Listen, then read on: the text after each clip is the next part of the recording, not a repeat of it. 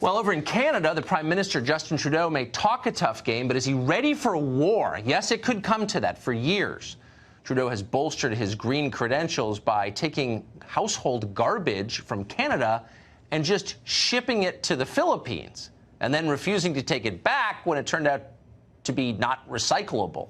The Philippines is getting pretty annoyed by this. President Rodrigo Duterte just told Trudeau that he has 1 week to stop sending garbage to the Philippines, or it's war, literally.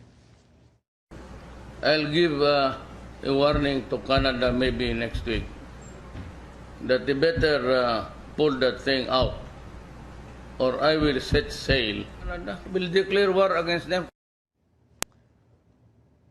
Okay, this could turn out to be a war, the Great Garbage War of 2019. How will it end up? Stephen LeDrew is a former president of the Liberal Party of Canada, and he joins us tonight. Mr. LeDrew, thanks very much for coming on.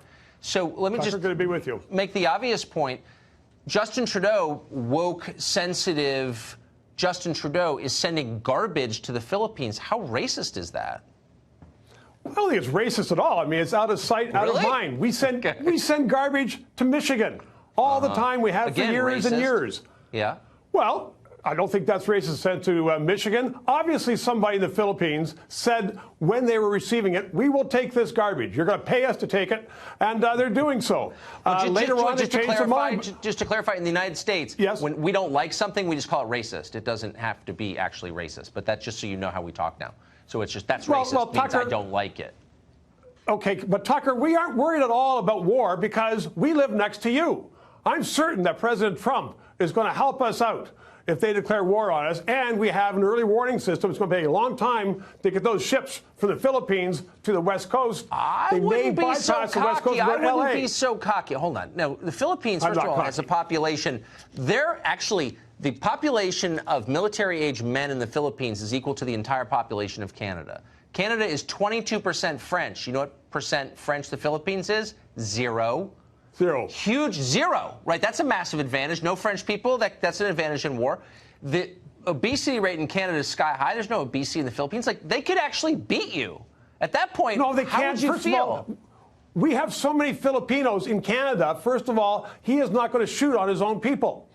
So that's the first thing. President Duterte. He executes drug dealers in the streets of Manila himself. So, like, but they aren't drug dealers in Canada. They're nice people. They come to Canada and they fit into our society and they work hard and they build futures. So it's nothing to do with drug dealers. I think this is a problem that Trudeau is going to say, it wasn't me. It was the earlier government. It was those bad guys who were in power before me. Because as you know, Tucker, he is under a lot of strain these days. He hasn't been successful. No, well, and he doesn't want another failure. I got to ask you, I mean, so from our point of view, and our president takes a lot of heat internationally, and some of it he brings on himself, whatever.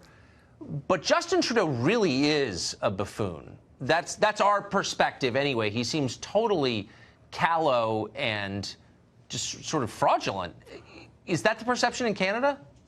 Well, it is becoming the perception, unfortunately. He himself said that his role is largely ceremonial. In fact, he is the most powerful person in the country. But he says it's ceremonial. And in fact, on one of our national news magazines last week, they had a picture of Trudeau, imposter, across it. So that's something that wouldn't have happened in normal times. It all started when he played Mr. Dress-Up and went to India, and the whole world was laughing at him. You remember that. I remember very well. That's why I was shocked that he would send his garbage to the Philippines. A struggling third world country needs more Canadian garbage? I mean, it just seemed so insensitive. And that seemed like, I don't know, that seemed like a form of colonialism, garbage colonialism. Well, I don't think it's a question of insensitivity. You know, Tucker, our prime minister is very, very sensitive. Then why is he sending his hair gel bottles to Manila?